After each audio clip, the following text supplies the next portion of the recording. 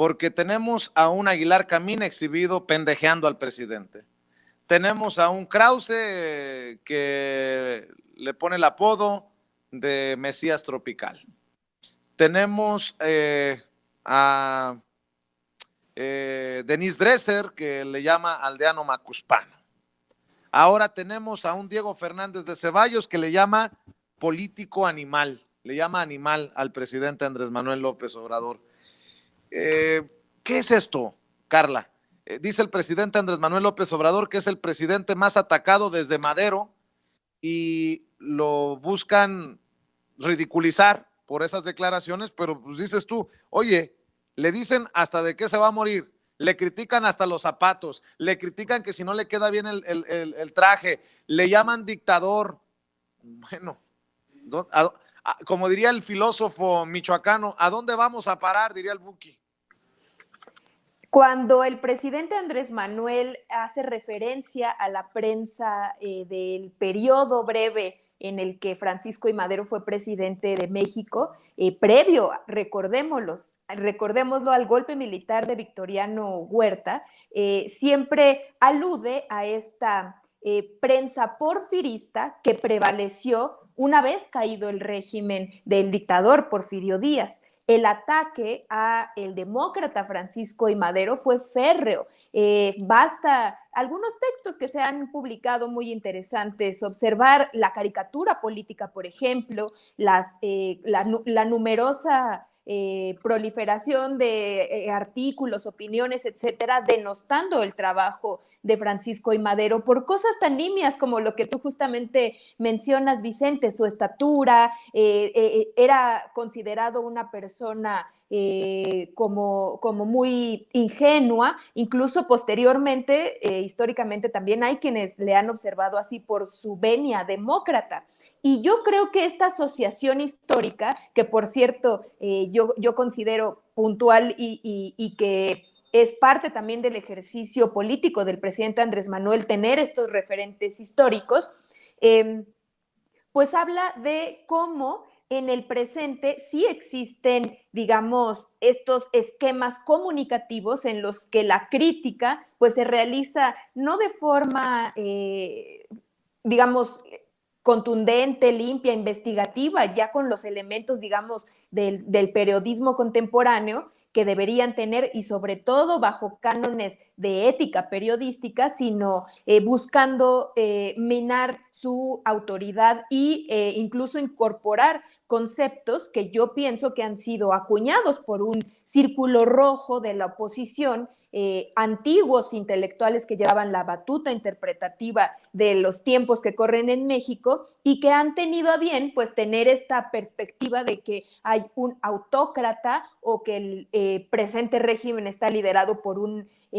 personaje de tintes populistas y autoritarios. No está de más decir que muchas veces sus conceptualizaciones se contradicen entre ellas mismas, pero que sí ha calado, creo, en cierto sector que pues tiende, digamos, hacia la visceralidad y que no se identifican con el estilo, digamos, popular más cercano, digamos, a las masas populares que busca tener y que ha tenido, y yo creo que es un acercamiento genuino que ha tenido la figura política de Andrés Manuel López Obrador.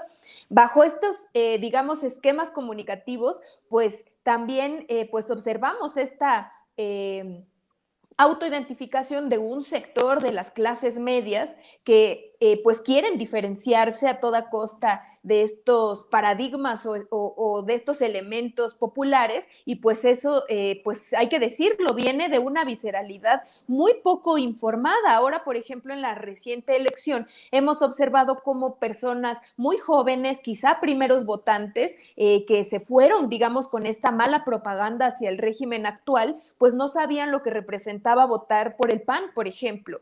Creyeron en este discurso de la pluralidad o de que había que hacer contrapesos al ejercicio autócrata del poder, sin conocer muy bien ni siquiera qué es lo que hace un diputado o cuáles son el plan, las bases programáticas de los partidos políticos. Entonces, yo creo que cuando el presidente pues alude a todos estos momentos históricos y habla de esta prensa, incluso con estas denominaciones que él ha hecho como Pasquín Inmundo, pues digamos también ustedes lo pienso como periodistas, pues lo pueden caracterizar muy bien, que hay una prensa que sigue jugando el juego de la neutralidad cuando en realidad pues tienen intereses políticos que son bastante evidentes. Yo creo que lo más sano en una democracia es justo identificar esos intereses y leer a la prensa bajo esa lupa, es decir, quiénes son sus inversionistas, cuáles son sus objetivos políticos, quizás su línea editorial sobre todo.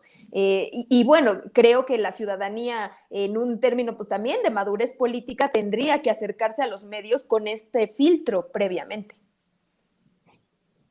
Así es, y en ese sentido, para abonar a lo que está diciendo Carla, Jorge Armando, imagínate lo que pensarán los más jóvenes sobre lo que escribe Diego Fernández de Ceballos en Twitter, sobre la exhibida que le pone a Héctor Aguilar Camín. Creo que hay una responsabilidad de todos para hablar sin máscaras de estos personajes, porque están muy activos en nuestra vida política actual, pero ojo, muchas personas de abajo, hay que ser sinceros, no tenían idea hasta no hace mucho tiempo atrás de quién era Héctor Aguilar Camín y lo que significaba, o quién era el propio Diego Fernández de Ceballos. Así es, estoy de acuerdo con eso que dices y creo que también ha habido una utilización a su favor del presidente López Obrador, precisamente de los discursos de odio de estos intelectuales.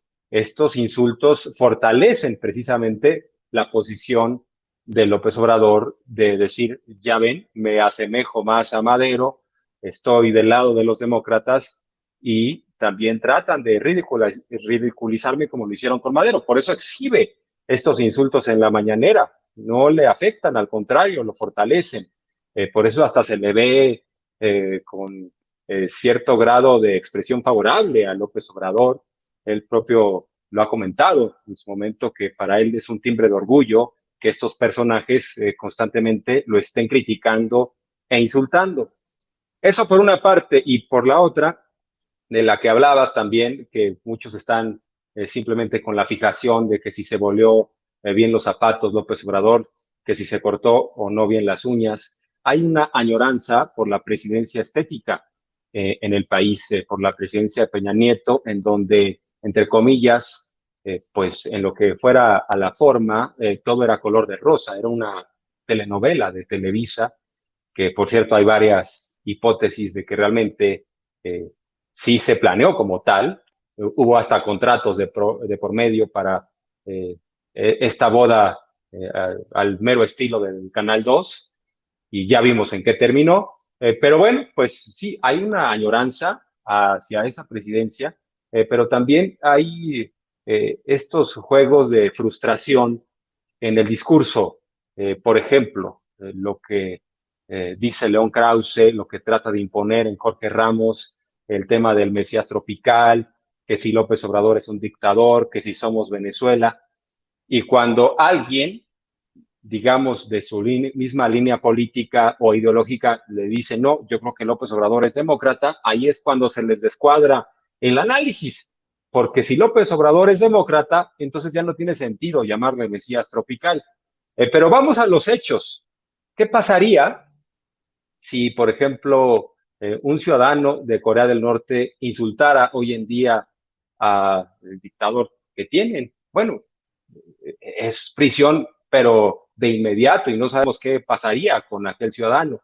Entonces, pues evidentemente no estamos ante un dictador, no hay elementos para sostenerlo, acabamos de pasar una elección, hay una aceptación de los resultados como tal, del presidente, no está hablando de ningún tipo de fraude, lo hizo cuando evidentemente lo hubo, cuando en 2006 tuvimos problemas serios de campañas sucias y además el día de la votación, casillas zapato, etcétera, de esas cosas que se replicaron a lo largo de décadas en el país. Y bueno, pues sí, insistir en que Aguilar Camín ahora insulta a López Obrador, pero yo sigo esperando que alguien me pase el fragmento de cuando Aguilar Camín era consecuente e insultaba a otro presidente en funciones. ¿Cuándo Aguilar Camín insultó a Salinas en funciones, o a Fox, o a Cedillo, o a Calderón? Bueno, no, porque estaba muy bien acomodado y lo sabemos, que había contratos de por medio,